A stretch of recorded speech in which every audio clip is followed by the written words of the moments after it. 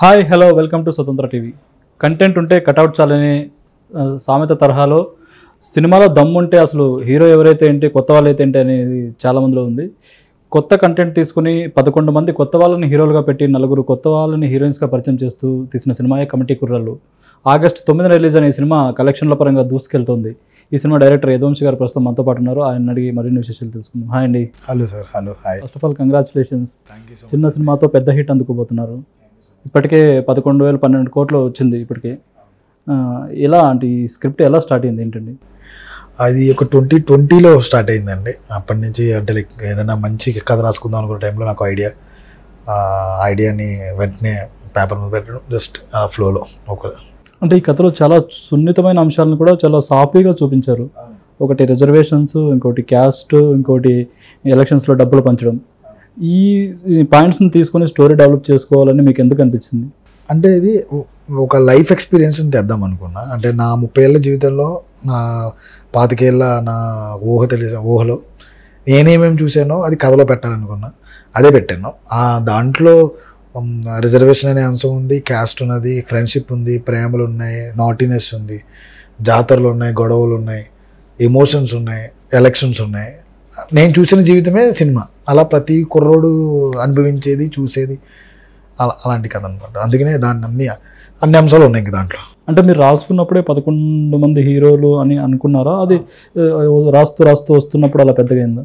ముందు 14 ఉండేవారండి. ఆ 14 కాస్త అది 11 అయిందనమాట. ఒక 3 తీసేసాం. 2022లో నేను 14 అయితే కొంచెం ఎక్కువ మంది ఉన్నారు, 11 చేద్దాం దాన్ని అని 11 చేశాం. మీరు 11 చేశారు. అది అనుకోకుండా ఏపీలో కూడా అది రిఫ్లెక్ట్ అయింది 11 అనేది. ఇది ఎప్పుడో మొదలైన కథ కదండి, దానికి దీనికి సంబంధం లేదు. బట్ అలా జరిగిపోయింది. సంబంధం లేదు కానీ ప్రమోషన్ టైంలో ఇది ఎక్కువ వచ్చింది. అవును సార్. ఈ స్టోరీ నిహారిక గారి దగ్గరికి వెళ్ళేందుకు మీకు సహాయం చేసిన వాళ్ళు ఎవరెవరు ఉన్నారు, ఏంటి, ఎలా వెళ్ళింది అసలు?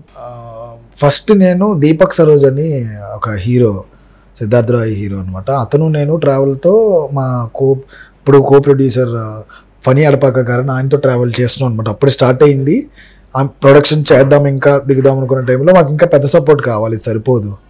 ఆ టైంలో అంకిత్ కొయ్యా అనే ఒక అబ్బాయి నిహారిక గారి టీంలో వర్క్ చేస్తున్నారన్నమాట, ఈ కంటెంట్ టీంలో. నాకు ఫ్రెండ్.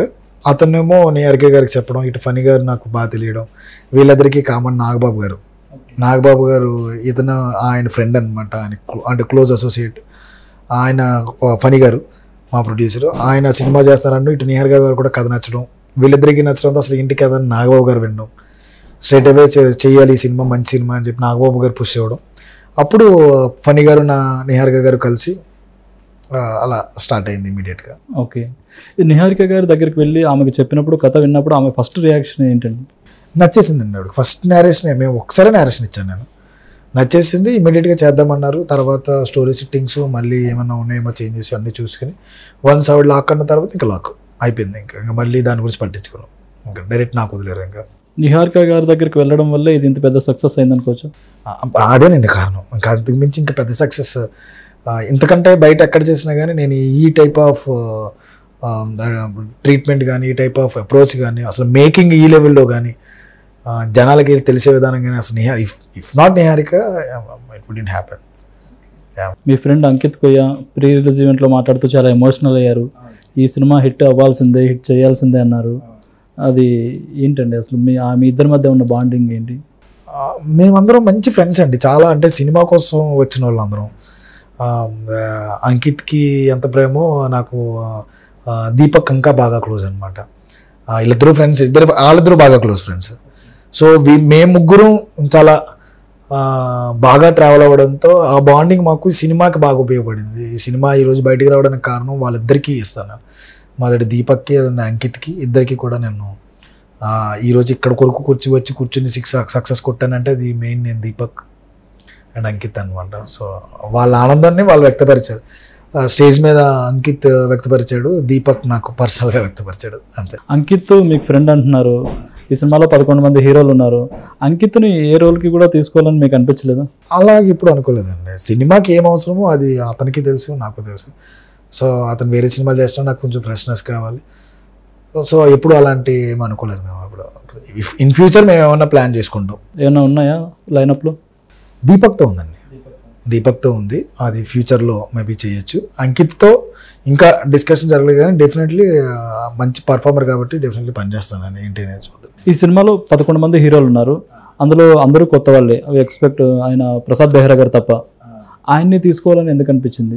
ఇది ఇప్పుడు కాదండి, 3 years బ్యాకే మేము ఇద్దరు ట్రావెలింగ్ మాది. సో నేను అతను ఫేమస్ అవ్వకముందే నేను అతన్ని తీసుకున్నాను నేను. ఓకే, అంటే ఇన్ఫినిటమ్ వీడియోలో ఆయన ఫేమస్ అవడము అది కూడా మీ సినిమాకి ఏమైనా ప్లస్ అయింది అనుకోవచ్చు? నేను అలా అనుకోను కానీ అండి, అతను పర్ఫార్మర్, అతని గురించి బాగా తెలుసు. బట్ వీడియోలో చూసేదానికంటే ఇక్కడ కొత్తగా చూసేవారని చాలామంది చెప్పారనమాట. వీడియోలో అతను కామెడీ మాత్రమే చేస్తాడు అన్న వెర్షన్లో ఉండేవారు. కామెడీతో పాటు అతనిలో చాలా ఎమోషన్స్ ఉన్నాయని, చాలా అన్ని రకాలుగా పలికించగలడని సినిమా హావభావాలు, అతను చాలా మంచి ప్లస్ అయ్యాడు మాకు. ప్రసాద్ బెహ్రా అలాంటి యాక్టర్ ఇంకా యూట్యూబ్కి మాత్రం పరిమితం అవ్వకూడదు. అతను చాలా పెద్ద యాక్టర్. అతను మనం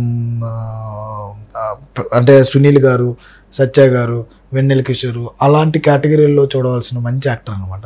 అతని మీద నాకు నమ్మకం ఉంది. అది నా ఫ్రెండ్, అలాంటి యాక్టర్ ఇంకా పెద్దదవ్వాలని గురువు మా సినిమా ద్వారా నాకు పరిచయం చేయడానికి బాగా కుదిరింది. ఫస్ట్ సినిమాతోనే సక్సెస్ అందుకున్నారు. సక్సెస్ రావాలంటే చాలా హార్డ్ వర్క్ ఉంటుంది, బ్యాక్ సైడ్ చాలా జర్నీలో ఒడిదుడుకులు అనేవి ఉంటాయి. ఇలాంటి జర్నీ చాలామందికి స్ఫూర్తిదాయకంగా కూడా ఉంటుంది. ఎందుకంటే ఇండస్ట్రీకి వచ్చే వాళ్ళు చాలామంది వెళ్ళామన్నట్టు కాకుండా వాళ్ళు ఎలా వెళ్తే సక్సెస్ అవుతారనేది మీ జర్నీ ఒక ఎగ్జాంపుల్ అనుకోవచ్చు. అసలు మీ జర్నీ ఎలా స్టార్ట్ అయిందండి? అందరికీ ఉండేదేనండి. అంటే మనం అంటే వైజాగ్ నుంచి హైదరాబాద్కి వచ్చి ఫస్ట్ సినిమాతో హిట్ అందుకోవడం వెనక చాలా కష్టాలు ఉంటాయి కదా? డెఫినెట్లీ ఉంటాయండి. అంటే నాకుంటుంది, మీకుంటుంది, ఇక ఆయనకు ఉంటుంది. అక్కడ ఉన్న వాళ్ళందరికీ వాళ్ళ వాళ్ళ షూస్లో చాలా ముళ్ళులు ఉంటాయి వెళ్ళేదారి. అలాంటి దారి నాది కూడా. సక్సెస్ వచ్చాం కాబట్టి నేను మీ ఎదురుగా కూర్చొని మాట్లాడుతున్నాను. సక్సెస్ రాకుండా ఇంకా ఏవో స్ట్రగుల్ చేస్తున్న వాళ్ళు బోల్డ్ మంది ఉంటారు. ఇలాంటి స్ట్రగుల్స్ కామన్ థింగ్స్ అండి. దాని గురించి నేను పెద్దగా ఆలోచించాలి. అంటే చాలా ఎవరికి ఇన్స్పిరేషనల్గా ఉంటాయి. ఎందుకంటే కొంతమంది నిరుత్సాహపడి మధ్యలో ఆగిపోయే వాళ్ళు కూడా ఉన్నారు. అలా ఆగిపోకూడదు, మనం కూడా వంశీ గారి లాగా వెళ్ళాలి అనే వాళ్ళు అనుకునే వాళ్ళు కూడా ఉంటారు కదా, అలాంటి వాళ్ళ కోసం. అంటే మా నాన్నగారు లారీ డ్రైవర్ అండి. నాకు పెద్ద బ్యాక్గ్రౌండ్ ఏం లేదు కాదు. నేను MBA చేశా.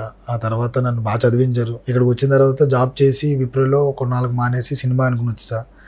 నేను అనుకున్నంత ఈజీ అయితే సినిమా కాదని నాకు తెలియదు అనమాట. వెంటనే పెద్ద పెద్ద హీరోలు నాకు అవకాశం ఇస్తారనే వెర్షన్లో ఇమాజినరీ వరల్డ్లో ఉండేవాళ్ళం మనం. ఆ టైంలో ఏదో చిన్న షార్ట్ ఫిల్మ్, ఇండిపెండెంట్ ఫిల్మ్ చేశా. మంచి పేరు వచ్చింది, వర్క్ వచ్చింది. బట్ ఎక్కడ పని చేయలే, ఎక్కడా చేయలేదండి. సో ఆ ఎక్స్పీరియన్స్తోనే కథ రాసుకున్న, ఎక్స్పీరియన్స్తోనే కొంచెం టెక్నికల్గా నాలెడ్జ్ పెంచుకుని, ఎంతమంది ఇప్పుడు మనకు చుట్టాలే శత్రువులు, ఎంతమంది ఏమన్నా వయసు అయిపోతుందన్నా లేకపోతే ఇంకొకటన్నా జాబ్ చేస్తే ఈ పాటికి ఎక్కడున్నా ఉన్నా కానీ మన మైండ్ సెట్ కరెక్ట్గా ఉంటే, మన టార్గెట్ మన కళ్ళ ముందు ఉంటే, మనం ఏం చేయగలమో ముందు మనకు తెలిస్తే ఇంకెవరి గురించి ఆలోచించాల్సిన అవసరం లేదు. సో అదే నేను చేశా. నాతో పాటు 10 మందిని వెనకబెట్టుకున్నా, అన్ని రకాలుగా టీంని రెడీ చేసుకున్నా. సో వి డిడ్ ఇట్ అంతే. మేము అందరం కలిస్తేనే సినిమా కమిటీ కుర్రాళ్ళు. దానికి ముందుండి మమ్మల్ని వెనకుండి నడిపించేది, ముందుండి లాగింది నిహారిక ఫణి గారు. ఓకే, మీరు ఇండస్ట్రీలోకి వచ్చిన తర్వాత మీకు ఫస్ట్ నేనున్నానని చేయందించింది ఎవరండి? నిరుత్సాహపడకు, నువ్వు సక్సెస్ అవుతావు, నేనున్నానని ధైర్యం చెప్పిన వాళ్ళు ఉంటారు కదా? మా తమ్ముడండి. అంటే ఫైనాన్షియల్గా చాలా ఇబ్బంది పడతాం మనం. ఈ ఫైనాన్షియల్గా ఇబ్బంది పడినప్పుడు మనకి ఎవరో ఒకరు బ్యాక్ అండ్ సపోర్ట్ ఉండాలి. ఇండస్ట్రీ లోపల అవసరంలో నువ్వు ఇండస్ట్రీలోకి వెళ్ళు, ఇంకా నేను చూసుకుంటాను ఇక్కడ అని చెప్పి అన్ని రకాలుగా నాకు అంటే ఇంకా 7 సంవత్సరాలు ఏమీ చేయట్లేదు అంటే ఇంకా ఎలా ఉంటాం, ఎలా వదదు. మా తమ్ముడు శంకర్, అలాగే హర్ష అని ఇంకో తమ్ముడు, వాళ్ళిద్దరే ఇంక గట్టిగా చూసుకుని ఈరోజు నేను ఇక్కడ నిలబడ్డానంటే వాళ్ళిద్దరు అనమాట. లైక్ విజయ్ దేవరకొండ లాగా అనుకోవచ్చు. ఆయనకు కూడా వాళ్ళ తమ్ముడు ఆనంద్ దేవరకొండ ఫినాన్షియల్ సపోర్ట్ ఇవ్వడం. కోర్స్ అండి, మన తమ్ముళ్ళు లేకపోతే ఇప్పుడు తమ్ముడికి అన్నయ్య, అన్నయ్యకి తమ్ముడు. ఇక్కడ నేనంటే నేను తమ్ముడు లెక్క, మా తమ్ముడు అన్నయ్య లెక్క. ఆ అబ్బాయే మా హర్ష అనే ఒక తమ్ముడు. వీళ్ళిద్దరూ కొంచెం గట్టిగా పుష్. ఇంకా మా సొంత తమ్ముడు కాబట్టి మా తమ్ముడు ఇంకా నేను ఎక్కడికి వెళ్ళినా ఏం చేసినా కానీ నేను సాధిస్తానని నమ్మకం వాడికి ఎక్కువ, ఏదో చేయగలని నమ్మకం నాకు ఎక్కువ. మా ఫ్యామిలీకి ఫుల్ సపోర్ట్. ఇప్పుడు మీరు సక్సెస్ అయ్యారు కాబట్టి మీ తమ్ముడిని కూడా ఇండస్ట్రీలోకి తీసుకొస్తారా? తన ఇష్టం అండి, తను ఏమనుకుంటున్నాడు అనేది నేను కూడా చూడాలి. ఉన్నాయి ప్లాన్స్, తనకి ఏంటి అనేది తెలియదు. అది డైరెక్షనా లేకపోతే ఇంకొకటా అని. ఎడిటర్ అతను, చూద్దాం లెట్స్ సీ. ఓకే, ఎడిటర్ అంటే సినిమాల్లోనా? సినిమాలో కాదండి, మామూలు ఎడిటింగ్ డిజిటల్ ప్లాట్ఫామ్స్లో ఉన్నాడు అతను. ఫస్ట్ సినిమాకే సక్సెస్ అందుకుని చిరంజీవి గారి దగ్గరికి వెళ్ళి ఆయన బ్లెస్సింగ్స్ తీసుకున్నారు, ఎలా అనిపించింది? డ్రీమ్ కమ్ ట్రూ మూమెంట్ అండి అది. అది ఎలా అంటే ఒక రకంగా చెప్పాలంటే అదొక కలలాగే ఉంది నాకు అంతే. ఇంకా దాని గురించి ఏం చెప్పలేము. ఆయన చూడడం, ఆయన పిలవడం, ఆయన నా క్రాఫ్ట్మెన్షిప్ గురించి, నా క్రాఫ్టింగ్ గురించి, నా టెక్నికాలిటీ గురించి, నాలెడ్జ్ గురించి, నేను ఏం చేశానో ఎవరు గుర్తుపట్టను ఆయన గుర్తుపట్టి మాట్లాడడం కానీ, నా టీంలో ఉన్న ప్రతి ఒక్కరితో డిస్కస్ చేయడం కానీ, 1.5 hour మాకు టైం ఇవ్వడం కానీ, ఆయన ఉన్న బిజీ స్కెడ్యూల్లో మమ్మల్ని రిసీవ్ చేసుకున్న విధానం, ఒక చిన్న సినిమా పెద్ద సినిమా అని లేకుండా సినిమా బాగుంటే అప్రిషియేట్ చేసే ఆయన వ్యక్తిత్వం ఎవరికుంటుంది సార్ అసలు ఆ టైం. ఒక చిన్న ట్వీట్ పెట్టడానికే ఖాళీ లేని దారుణంగా బిహేవ్ చేస్తుంటే అందరూ సినిమా చూసి పిలిచి ఇంటికి కూర్చోపెట్టి 1.5 hour మాట్లాడడం అంటే పెద్ద విషయం అండి. అది చాలా పెద్ద విషయం. అది ఆయన అంత బిజీ ఉన్నారు ఆ రోజు కూడా మాకు తెలుసు. నేను చూస్తున్నాం అక్కడ చాలామంది మీటింగ్స్కి వస్తున్నారు. ఆ టైంలో కూడా ఆయన కూల్గా ఓకే వెయిట్ చేయండి పర్లేదు చూద్దాం, ముందు పిల్లలు వచ్చారు కదా అని చెప్పి మాకందరికీ గైడెన్స్ ఇచ్చి, మనం ఈ టైంలోనే చాలా జాగ్రత్తగా ఉండాలి, కెరీర్లో మనం ఏంటో మనం తెలుసుకోవాలి, అవతలోడు మనం జడ్జ్ చేయకూడదు, అవతలోడు ఏమనుకున్నా మనం ఏమనుకుంటున్నాం అది చెయ్యాలని చెప్పి అని బూస్ట్ ఇవ్వడం మా వాళ్ళందరికీ, యాక్టర్స్ అందరికీ గైడ్ చేయడం, డిసిప్లిన్ అంటే ఏంటో చెప్పడం, ఆయన ఎక్స్పీరియన్సెస్ని పంచుకోవడం, చాలా పెద్ద మూమెంట్స్ అవన్నీ. మాకు చాలా పెద్ద విషయం అవన్నీ. అందరి వరకు రీచ్ అయ్యారు కానీ పవన్ కళ్యాణ్ గారి దగ్గరికి ఇంకా రీచ్ అవ్వలేకపోయారు. అదేమన్నా అంటే ఈ 50 days ఫంక్షన్ కూడా చేసే అవకాశం ఉంది. ఎందుకంటే హనుమాన్ కూడా చిన్న సినిమాగా వచ్చి 50 days జరుపుకుంది. మీ సినిమా కూడా ఇంకా లాంగ్ రన్లో ఉంది, 50 days జరుపుకునే అవకాశం కూడా ఉంది. దాన్ని ఏమన్నా పవన్ కళ్యాణ్ గారి సమక్షంలో పిఠాపురంలో కానీ ఎక్కడైనా జరిపే అవకాశం ఉందా? ఆయన చాలా పెద్ద పనిలో ఉన్నారు. ఆ పనిని డిస్టర్బ్ చేయడం నిహారిక గారికి కానీ మాకు కానీ ఇష్టం లేదు. అంటే ఆయన చాలా బిజీగా ఉన్నారు, కంపల్సరీ అందరికీ తెలిసిందే. ఏదో ఒక రోజున వంశీ నీతో నీ వెనక ఉంటానని ఒక మాట నాకు ఇచ్చారు ఒక రోజున. బట్ అది ఈ రోజు కాదేమో, బట్ డెఫినెట్లీ ఏదో ఒక రోజు. ఆయనని అంటే ఖాళీ లేదు. ఒక నాయకుడు ఏం చేయాలో అది చేస్తున్నారు. ఇప్పుడు వెళ్ళి సినిమా గురించి మాట్లాడాలని నాకు కానీ నిహారిక గారు ఏం లేదు. అంటే మీ సినిమాలో ఎండింగ్ చూసుకుంటే సాయి కుమార్తో డైలాగ్ అంటారు కదా, నువ్వు చచ్చేలోపు నిరూపిస్తా అని, అది పవన్ కళ్యాణ్ గారు రియల్ లైఫ్లో నిరూపించారనుకోవచ్చు. అంతేనండి, ఆయన రిఫరెన్స్. అంటే ఓటమి ఫుల్ స్టాప్ కాదు, అదొక కామా అనుకున్న నాకు ఈ జర్నీలో ఆయన లైఫ్ నాకు ఇన్స్పిరేషన్ అయింది. రాసుకునేటప్పుడు ఆయన లేరు, రాసుకున్న తర్వాత ఆయన మాత్రమే కనబడ్డారు అంతే. అదే మరి సినిమాకి part 2 ఉంటుందా? అదేం లేదండి, అవేమో ఆలోచించలేదు అసలు, ఓన్లీ కమిటీ కూరలు అంతే. అంటే అది అక్కడికి కామానే పడింది కదా, పులి స్టాప్ పడలేదు కదా. తెలిసి ఇంక ఫ్యూచర్లో ఏమన్నా అంటే జనాలు నిజంగా కోరుకుంటున్నారు, దానివల్ల చూస్తారు అనే నమ్మకం మాకు ఉంటే కనుక డెఫినెట్లీ అలాంటి కథే ఇప్పుడు జనాలు రిసీవ్ చేసుకునేది అంత గొప్ప కథే నాకు ఐడియా వస్తే కనుక డెఫినెట్లీ మేము రెడీగానే ఉంటాం. సినిమాలో రిజర్వేషన్ గురించి అయితే చాలా చక్కగా చూపించారు. రిజర్వేషన్ మీద మీ అభిప్రాయం ఏంటండి? రిజర్వేషన్ అనేది కంపల్సరీ ఉండాలండి. ఎవరికి ఉండాలనేది మాత్రమే మ్యాటర్ ఇక్కడ. అర్హత అవసరం, ఈ రెండింటిని బాగా గుర్తిస్తే చాలు. ఆల్రెడీ గవర్నమెంట్ జాబ్ చేసే వాళ్ళకి, డబ్బులు ఉన్న వాళ్ళకి రిజర్వేషన్ వద్దు, అది అవసరం ఉన్న వాళ్ళకి కంపల్సరీ కావాలనేది నేను చూసిన జయప్రకాష్ నారాయణ గారి యొక్క ఆయన యొక్క మాటల్లోనూ, ఇంకా చాలా పెద్ద పెద్ద వాళ్ళ మాటల్లోనూ, ఇంటలెక్చువల్స్ మాటల్లోనూ, స్టూడెంట్స్ గ్రూప్స్ రాసే వాళ్ళ విషయంలో నేను చూసింది అది. సో నేను అనుకోవడం ఎవరికైతే అవసరమో వాళ్ళకి కావాలి. ఆర్థికంగా వెనుకబడిన వాళ్ళకి రిజర్వేషన్లు ఉంటే బాగుంటుంది. కులాన్ని అడ్డం పెట్టుకుని ఇప్పుడు ధనవంతుల్లో కూడా రిజర్వేషన్లు వస్తున్నాయి, అది వద్దు అని అదే కూడా చెప్పాను. యారో మీ నాన్న గవర్నమెంట్ జాబ్ చేస్తాడు కదా, నీకెందుకు రిజర్వేషన్ అంటాడు క్యారెక్టర్లో. లాస్ట్లో అతను రియలైజ్ అవుతాడు, మాకెందుకు రిజర్వేషను, నువ్వు చెప్పింది కరెక్ట్ అని అబ్బాయి అంటాడు. సో మనకి ఒక కులం వాళ్ళు ఒక గ్రూప్ వాళ్ళు, అంటే ఒక ఎస్సీ వాళ్ళు ఓసీతోని, ఓసీ వాళ్ళు బీసీతోనే కదండి. ఎస్సీలో ఉన్న వాళ్ళు ఎస్సీ వాళ్ళతోనే, ఎస్టీలో ఉన్న వాళ్ళు ఎస్టీ వాళ్ళతోనే ఇక్కడ మాట్లాడుకోవాలి.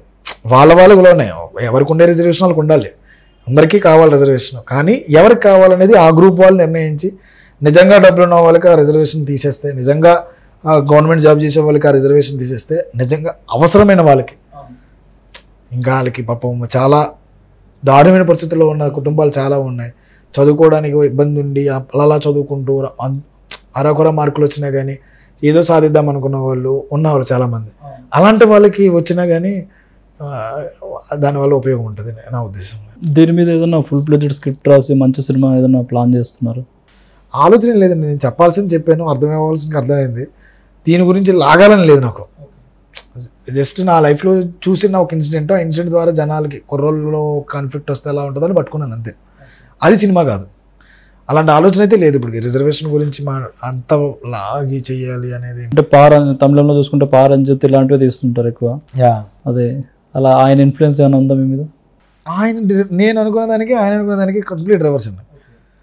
పారంజిత్ గారు కొంచెం సపోర్టివ్గా ఉంటారు, బట్ ఆయన వెనుకబడిన వర్గాలకి విడిగా చేస్తారు. నేనంటే న్యూట్రల్గా వీళ్ళకి వాళ్ళకి సపోర్ట్ లేదు, అర్హత ఉన్న వాళ్ళకి మాట్లాడదామని నేను అన్నాను. అది ఎస్సీలో అర్హత ఉన్న వాళ్ళు ఉంటారు, ఓసీలోనే అర్హత ఉండే వాళ్ళు ఉంటారు. ఓసీలో కూడా అందరూ డబ్బులు ఉన్న వాళ్ళు కాదు, బండి పెట్టుకునే వాళ్ళు, పళ్ళ బండ్లు పెట్టుకునే వాళ్ళు, రాజు పని చేసేవాళ్ళు బోల్డ్ మంది ఉన్నారు కదా. ఇలాంటి వాళ్ళకి కావాలి అనేది నా ఉద్దేశం. ఓన్లీ అర్హత ఎవరికైతే ఉందో వాళ్ళకి తప్పకుండా. It's not about caste reservation. అర్హత అవసరం ఎవరికి ఉందా వాడికి మాత్రమే. ఎలక్షన్ ముందు రోజు జరిగే ప్రక్రియ గురించి చాలా చక్కగా చెప్పారు. అసలు అలాంటివి ఫేస్ చేశారా మీ ఊళ్ళో? మా అందరం చూసినవే కదా నేను. ఎప్పుడు ఎవరు చూడలేదు, ఇక్కడ ఉన్న వాళ్ళు అందరం చూసాం. డబ్బులు పంచడం అనేది చాలా రెగ్యులర్ థింగ్. ఆ డబ్బుల వల్ల మ్యానిపులేట్ అవుతారనేది కూడా మనకు తెలుసు. రేపు పొద్దున్న డబ్బులు వేద్దామనుకోండి, ఈరోజు అవసరంగా కరెక్ట్గా మరి 6 రోజులు అవుతారు ఎందుకు ఇస్తారు. అదే ఒక వారం రోజుల ముందే డబ్బులు ఇస్తారనుకోండి మర్చిపోతాడు. అదే రేపు అనగా ఈరోజు ఇస్తే వాడు మైండ్లో గుర్తుంటాం. పొద్దునే లేవగానే పలానా కూడా నాకు ఒక 3,000 ఇచ్చాడు, 5,000 ఇచ్చాడు అని గుర్తుంటుంది. వాళ్ళ మైండ్ సెట్ సర్లే అమ్మా ఈడన్నా ఇచ్చాడు కదా డబ్బులు, వీడి వల్ల నాకు ఈరోజు పనికి వెళ్ళకుండానో, లేకపోతే ఇంట్లో బియ్యం తేవడానికో, లేకపోతే వాళ్ళ పిల్లకి బట్టలు కొనడానికో ఉపయోగపడి జస్ట్ అదే అదే అదే గేమ్. అంటే ఎవరు ఎక్కువ ఇస్తే వాళ్ళకి ఓటేద్దామనే మెంటాలిటీ ఉంటుందా, లేదా వీడు మన క్యాస్ట్ వీడు మన ఫ్రెండ్? ప్రాబబిలిటీస్ ఉంటాయండి. కొన్ని వీళ్ళు ఉంటారు, వాళ్ళు ఉంటారు, క్యాస్ట్ ఉంటారు, ఇంకొకటి ఉంటారు. ఎన్ని తీసుకునైనా కానీ వాడంటూ ఒకటి ఫిక్స్ అయిపోయినప్పుడు కొంతమంది ఉంటారు. It's all about game. అంటే money game, money minded game. ఈ మధ్య పొలిటీషియన్స్ కూడా బహిరంగంగానే చెప్తున్నారు, ఆ పార్టీ వాళ్ళు ఎంత ఇచ్చినా తీసుకోండి, వద్దనకండి, కానీ ఓటు మాత్రం మనకే వేయండి అన్నట్టు. అది కూడా తప్పే కదా. ఈ సినిమా సక్సెస్ అయింది, నెక్స్ట్ సినిమా మీద మీకు ప్రెజర్ అనేది ఉంటుంది కదా. ఫస్ట్ సినిమాతో సక్సెస్ అందుకున్నప్పుడు నెక్స్ట్ సినిమా ఎలాంటి సినిమా తీయాలి ఏంటి, దాన్ని ఆడియన్స్ ముందుకు ఎలా తీయాలి? ఆడియన్స్ పాయింట్ ఆఫ్ వ్యూలో నేను కథ చూడట్లేదండి. ఆడికి నచ్చే విధంగా కథ తీయాలనుకుంటున్నా. ఈ రెండింటికి తేడా ఉంది కదా.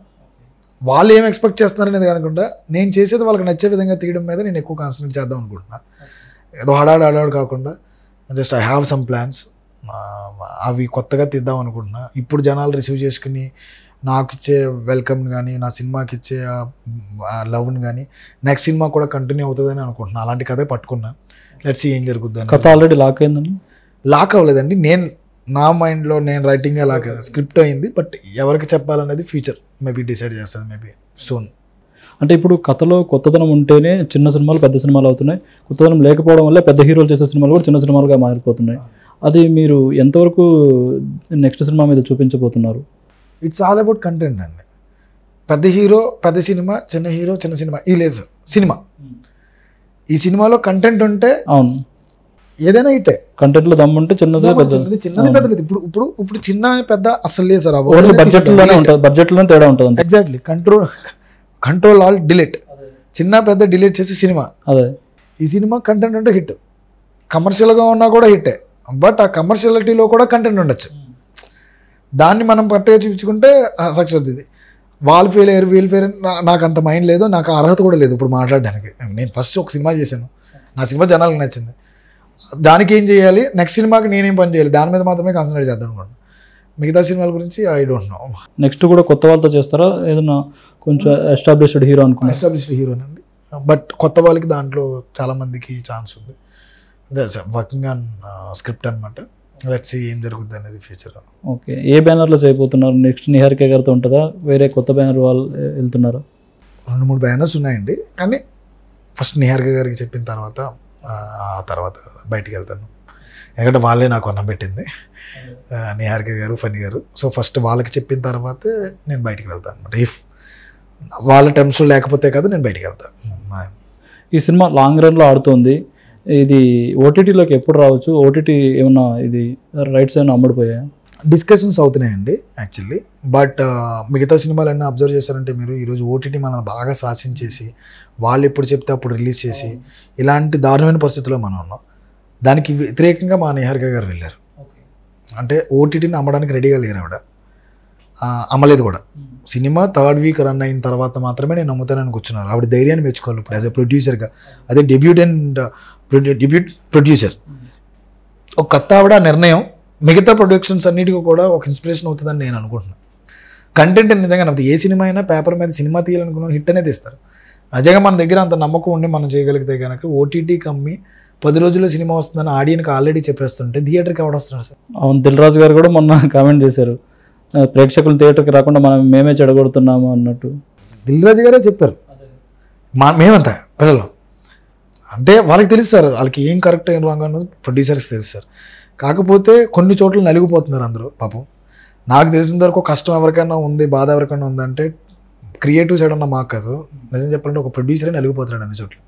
డబ్బులు పోయి వాళ్ళవే, మెంటల్ టార్చర్ వాళ్ళకే, ఆ సినిమా ఏంటి పరిస్థితి అనేది వాళ్ళకే. ఇంకొకటి మనం తీసి వాళ్ళు ప్రొడక్ట్ చేసి వాళ్ళు డబ్బులు పెట్టి వాళ్ళు మమ్మల్ని అందరినీ మేపి ఎవరైనా నష్టపడుతున్నారు అంటే అది ప్రొడ్యూసర్లే. వాడెవడో చెప్పినింది మనం చేయాలి, ఆడెవడో అక్కడెక్కడో కూర్చుని మాది ఇప్పుడు రిలీజ్ చేస్తాం మేము ఎంత ఇస్తామని చెప్తుంటే ఆ వచ్చే 1 కోటికో లేకపోతే 1/2 కోటికో 2 కోట్లకో సచ్చినట్టు ఆ డేటు ఆ టైం లైన్ లేకుండా ఇంకొక సినిమా పెడతారు. ఈ సినిమా వల్ల ఆల్రెడీ ప్లాన్ చేసుకుని ఇంకో సినిమా నాశనం చాలా జరుగుతున్నాయి, జరుగుతున్నాయండి. ఇది ఎప్పుడు తగ్గుద్దో నాకు తెలియదు. డెఫినెట్లీ నాకు తెలిసి దిల్ రాజు గారు, అశ్విత్ గారు లాంటి పెద్ద పెద్ద వాళ్ళందరూ కలిస్తే, కంపల్సరీ అల్లు అరవింద్ గారు లాంటి వాళ్ళు కలిస్తే ఏదో రోజున దీనికి పురుషపడుతుంది. నాకు అనిపించింది ఈ రోజున నిహారిక గారు అలాంటి నిర్ణయం తీసుకున్నారు మా సినిమాకి. సినిమా ముందు ఎంత ఆఫర్ వచ్చినా కానీ ఆవిడమ్మల నా సినిమా 2 వారాల నుంచి 3 వారాలు ఉంటుంది, ఉంచిన తర్వాత నేను మినిమం 4-5 వీక్స్ తర్వాతే నేను సినిమా ఓటీటీకి అమ్ముతా రిలీజ్ చేస్తాను. అప్పటి వరకు థియేటర్కి అసలు ఆడియన్కి థియేటర్లోకి వచ్చి కూర్చున్న తర్వాత ఈ సినిమా నెట్ఫ్లిక్స్ వస్తుంది, లేకపోతే ఈ సినిమా అమెజాన్కి వస్తుంది, ఈ సినిమా హాట్స్టార్కి వస్తుందని స్టార్టింగ్లో నేను స్లైడ్ అయినానికి రెడీగా లేను అని చెప్పింది ఆవిడ. ఇప్పుడు ఫస్ట్ లుక్ పోస్టర్లోనే వేసేస్తున్నారు, కొన్నింటికి వేసేస్తారు. అంతకుమించి ఇంకేముందండి, వాళ్ళకే చెప్తున్నాం మీ థియేటర్కి రాకండి, నేను ఓటీటీలో రిలీజ్ చేసేస్తున్నా 10 రోజుల తర్వాత అని చెప్పేస్తున్నాం మనం. ఇంకా ఆడియన్ థియేటర్కి ఎందుకు వస్తాడు? అందరూ 10 మంది గుంపుగా 1000 రూపాయలు పెట్టి కొనుక్కుంటాడు. ఆ 1000 రూపాయల్లో మళ్ళీ దానికి మళ్ళీ ఐ బొమ్మలు, గీ బొమ్మలు, తొక్కలు ఇవే వస్తున్నాయి కదా. ఇంక థియేటర్ ఎప్పుడు సార్ మన ప్రొడ్యూసర్లు బాగుపడేది? నాకు తెలిసి ఈ నిర్ణయం వస్తేనే, నాకు తెలిసి ఇప్పుడు తీసుకున్న నిర్ణయాల్లో ది బెస్ట్ నిర్ణయం నిహారిక తీసుకుంది. గట్సి ఉన్న ప్రొడ్యూసర్, ఆ అమ్మాయి తీసుకున్న నిర్ణయాన్ని మిగతా ప్రొడక్షన్స్ కూడా ఫాలో అవుతాయి కనుక మేబీ, నేను అంత చెప్పలేను కానీ మేబీ నాకు అనిపించింది సినిమా బతుకుద్ది. ఎవడు వచ్చే ఓటీటీ గురించి ఆలోచించాడు, ఈరోజు థియేటర్కి వస్తాడు అంతే. మీ సినిమాతో నిహారిక గారు ఒక రికార్డ్ అనేది క్రియేట్ చేశారు. ఏంటంటే మెగా ఫ్యామిలీలో ఎంతమంది ప్రొడ్యూసర్గా చేశారు, సుస్మిత గారు, నాగబాబు గారు ఇలా, కానీ సక్సెస్ అయింది మాత్రం నిహారిక గారి. అది నాకు తెలియదండి. బట్ ఆవిడ రేపొద్దున ఇండస్ట్రీలో ఒక పెద్ద టాప్ ప్రొడ్యూసర్లో మాత్రం వన్ ఆఫ్ ది ప్రొడ్యూసర్గా ఆవిడ నిలబడిపోతుంది. ఎందుకంటే ఐడియాలజీ, డిసిప్లిన్, ఆవిడిచ్చే ట్రీట్మెంట్, ఒక యాక్టర్కి కొత్త వాళ్ళు పెద్దవాళ్ళని లేచిన వాళ్ళ మీద ఆవిడిచ్చే ట్రీట్మెంట్, ఆవిడ తీసుకునే రెస్పాన్సిబిలిటీ, సినిమాని రన్ చేయడం కోసం రోడ్డు మీద మాతో పాటు పడి ఆవిడ వచ్చిన ఆవిడ డెడికేషన్, నిద్రపోకుండా నిద్రహాలు మాని 3 hours 4 hours స్లీప్తో మేము ఆంధ్ర టూర్ వెళ్ళొచ్చాం, సీడెడ్ టూర్ వెళ్ళొచ్చాం. ఆవిడకి సినిమా చేసింది అయిపోయింది, ఆ టైప్లో లేదు ఆవిడ. ఈ పొర్రోళ్ళందరినీ మమ్మల్ని అందరినీ పెట్టుకుని ముందు చేయి పట్టుకుని రెండి అని చెప్పి తీసుకెళ్ళిన ఆవిడ mentality definitely she will be top producer for sure. ఎందుకంటే చిన్న పెద్ద లేదు ఆవిడకి, కంటెంట్ నమ్మితే చేస్తుంది. మీరు చెప్పినట్టే చాలా మంది హీరోలు ఉన్నారు, ఆవిడ డేట్ అడిగితే ఎవరిని హీరోలు ఉంటారా? ఆవిడ కథ నచ్చి ఆవిడ ఒక డేట్ అడిగి డేట్స్ అడిగితే వాళ్ళు ఎవరిని హీరోలు ఉంటారా? అలాంటిది ఒక 11 మంది హీరోలు ఉన్న ఫ్యామిలీలో ఇంకో 11 మందిని ఇంట్రడ్యూస్ చేసిన ఆవిడ ఏ విధమైన మైండ్ సెట్తో ఉందో మనం అర్థం చేసుకోవచ్చు. ఒకవైపు హీరోయిన్గా చేస్తూనే ఇటు ప్రొడ్యూసర్ కూడా, ఇప్పుడు హీరోయిన్గా అట్ ద సేమ్ టైం ఇటు ప్రొడ్యూసర్గా ఒక మంచి మా అందరికీ ఒక అక్క చెల్లి టైప్ అనమాట. ఆవిడ ప్రొడక్షన్లో మీరు హిట్ కొట్టారు, నెక్స్ట్ ఆవిడని తెర మీద మీ డైరెక్షన్లో చూడొచ్చు. ఆ ప్లాన్స్ అవుట్ అండి. అంటే పాత్ర ఆవిడ ఏమన్నా చూస్తే మనం ఏదో చెప్పేసామో, ఓ హీరోయిన్ పాత్ర చెప్పేసామో అలాగా ఆవిడ డిసిషన్ తీసుకోదు. నాకు తెలిసినంత వరకు, నాకు తెలిసిన కొంచెం ఎక్స్పీరియన్స్లో ఆవిడతో జరిగిన జర్నీలో అంత సింపుల్గా ఆవిడ తీసుకోదు. ఏమైనా ఆవిడకి నచ్చాలి ఆ కంటెంట్, లేకపోతే ఈ మధ్యకాలంలో కనపడలేదు అనుకుంటున్నారు. కనపడక కాదండి, చేయలేక కాదు, లేదా కనపడక కాదు. నా లెక్క ప్రకారం ఆవిడకి నచ్చితే చేస్తుంది, నచ్చకపోతే చేయదు. టైము వెంటనే చేయాలి, వెంటనే కనపడిపోవాలి, ఈ మైండ్ సెట్ అమ్మాయికి లేదు. అమ్మాయి చాలా క్లారిటీగా ఉంటుంది. ఒకసారి డిసిషన్ తీసుకుందంటే ఆ డిసిషన్ మళ్ళీ వెనక్కి వెళ్ళదు, దాని మీద నిలబడుతుంది. అంటే తెలుగు వాళ్ళకి తెలుగులో కంటే వేరే భాషల్లో ఆఫర్స్ వస్తున్నాయి. నిహారిక గారికి కూడా తమిళ్లో ఆఫర్స్ వచ్చాయి, తెలుగులో రావట్లేదు. అంటే తెలుగులో మీరు అన్నట్టు ఆవిడకి రాక చేయట్లేదు అని అనుకోవచ్చు. రాక కాదండి, ఆవిడకి ఆఫర్స్ రాక కాదు. కాదు, అంటే ఆవిడ కోరుకున్న రోల్స్ రాక. ఎగ్జాక్ట్లీ, ఆవిడ కోరుకున్న రోల్స్ కూడా కాదు, ఆవిడకి నచ్చక. మూడింటికి తేడా ఉండదు కదా, రోల్స్ రాక కాదు, లేకపోతే ఆవిడ చేయలేక కాదు. అదే ఆవిడ ఏవైతే అనుకున్నారో అవి రాక, అవి నచ్చక. ఆవిడకి నచ్చితే చేస్తుంది, నచ్చకుండా వెంటనే చేయడానికి ఆవిడ కూడా రెడీ లేదు. నాకు తెలిసిన నిహారిక గారి మైండ్ సెట్ ఏంటంటే ఆవిడకి నచ్చాలి ఫస్ట్, ఆవిడకి నచ్చితేనే చేస్తారు, లేకపోతే అది తమిళంలోనే మలయాళంలోనే తెలుగులో 100 మంది చెప్పనే నచ్చకపోతే చేయదు. సో ఆ మైండ్ సెట్ కరెక్టే కదా. ఇంకోటి ఇలాంటి సినిమాలు కూడా తమిళ్లోనో మలయాళంలో తీసి ఇక్కడ డబ్ చేస్తే బాగా చూస్తారు, తెలుగులో ఇలాంటి సినిమాలు వస్తే చూడనే ఒక ఇది కూడా ఉండేది. ఇప్పుడు కమిటీ కుర్రాలతో అది పోయింది అనుకోవచ్చా? మీరు చెప్పినట్టే లేదండి, యాక్చువల్లీ ఇక్కడ ఎవరు జెన్యున్గా ఉన్నారంటే ఆడియన్ అండి. ఆడియన్ చాలా జెన్యున్గా ఉన్నారు. నువ్వు తీయ మేము చూస్తాం, నీకెవడు చెప్పాడు నువ్వు తీయద్దని, నీకెవడు చెప్పాడు మేము తమిళ సినిమాలు మలయాళం సినిమాలు చూస్తాం తెలుగు సినిమాలు చూడమని నీకెవరు చెప్పారు అని నిరూపించేశారు నన్ను. ఇక్కడ తీసుకెళ్లాల్సిన బాధ్యత మా ప్రొడ్యూసర్స్ది. వాళ్ళు మేము సగం కష్టపడ్డాం, కొన్ని రోజులు థియేటర్లు దొరకలేదు, మేము కొన్ని రోజులు పోటీ పడ్డాం, కొన్ని రోజులు బాధపడ్డాం, మళ్ళీ థియేటర్లు వచ్చినాయి. కాకపోతే 3rd వీక్ 4th వీక్ వస్తున్నాయి, దానికి ప్రొడ్యూసర్స్కి వచ్చే లాభం ఏంటో తెలియదు మాకు. బట్ లాంగ్ రన్ వచ్చినా షార్ట్ రన్ వచ్చినా ఏమొచ్చినా కానీ ఒక ప్రొడ్యూసర్, డిస్ట్రిబ్యూటర్, ఎగ్జిబ్యూటర్ వీళ్ళు ముగ్గురు బాగుపడాలి. అప్పుడే రేపు పొద్దున మాకు లైఫ్ ఉంటుంది. ఈ రోజున మా సినిమాతో అది వచ్చింది అనుకుంటున్నాం మేము. అంటే ఏ సినిమా చేసినా లాసు అనుకునే రోజుల్లో ఈ సినిమా వల్ల ఎవరూ లాస్ అవ్వాల, భారీ లాభాలని కూడా నేను అన్నాను, ఎవరూ లాస్ అవ్వాల, అందరూ హ్యాపీ. అది చాలు నాకు. ఒక డైరెక్టర్గా నేను అక్కడ సక్సెస్ అయ్యాను.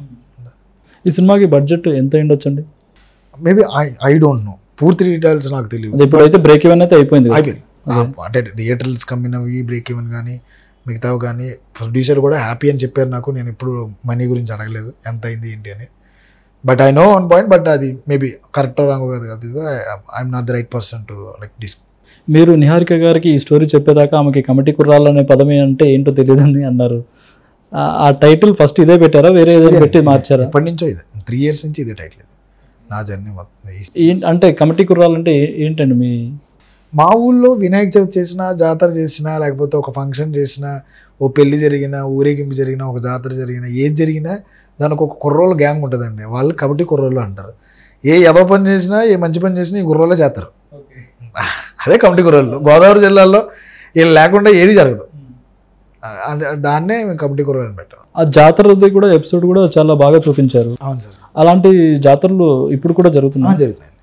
మా అమ్మమ్మ వాళ్ళ ఊరిలో జరిగిందని రెఫరెన్స్గా తీసుకున్నాను. అది 12 సంవత్సరాలు ఒకసారి జరిగే జాతర అనమాట.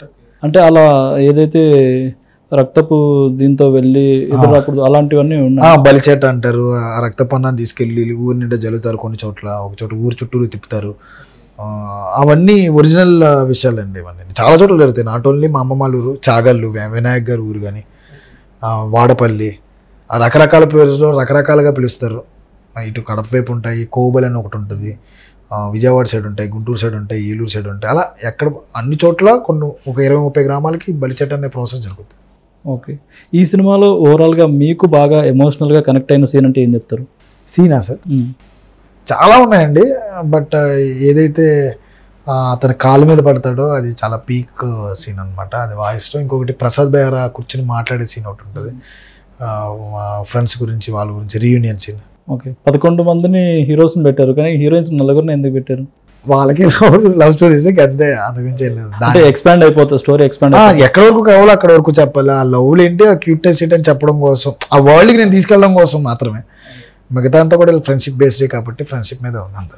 ఇక ఈ సినిమాకి సంబంధించి ఇప్పటివరకు వచ్చిన మీకు బెస్ట్ అప్రిషియేషన్ అంటే ఏం చెప్తారు? Music, DOP, editing, sound, art, production values, actors, writing, ఏవైతే డిపార్ట్మెంట్స్ అన్నీ ఉంటాయో అన్ని డిపార్ట్మెంట్స్ టాప్ నాచ్ ఉన్నాయి. ఇది తక్కువ అని చెప్పడానికి లేదు. అదొకటి.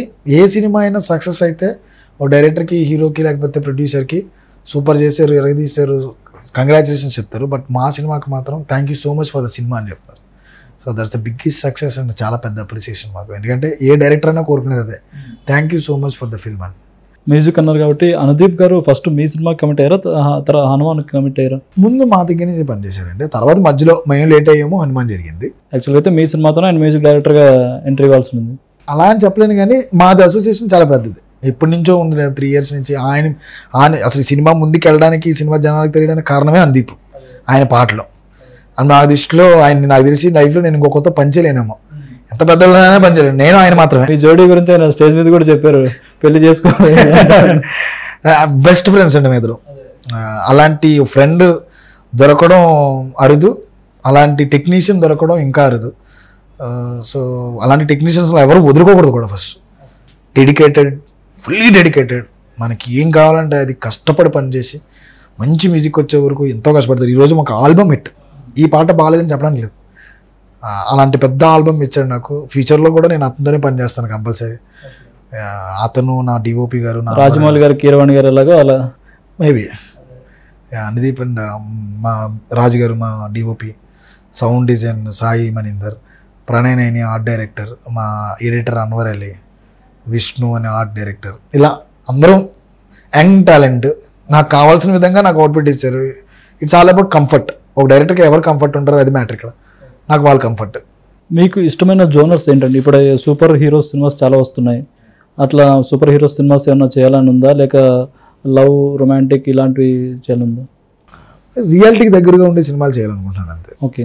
ఫ్యూచర్లో ఏమైనా ఐడియాస్ వస్తాయేమో నాకు తెలియదు, కానీ ఇప్పటికైతే నాకు నెక్స్ట్ పోయే కథలు కూడా అలాగే ఉన్నాను. మీ ఫేవరెట్ హీరో ఎవరు టాలీవుడ్లో? నిజంగానే అడుగుతున్నారండి నన్ను ఈ క్వశ్చన్ మీరు? అంటే నెక్స్ట్ చేయడానికి యంగ్ హీరోస్లో చిరంజీవి గారు అనేది ఉంటుంది, ఆయన కాకుండా యంగ్ హీరోస్లో. యంగ్ హీరోస్ అనేం కాదు, కానీ ఒక కొత్త టాలెంట్తోనే పనిచేయాలని నాకు.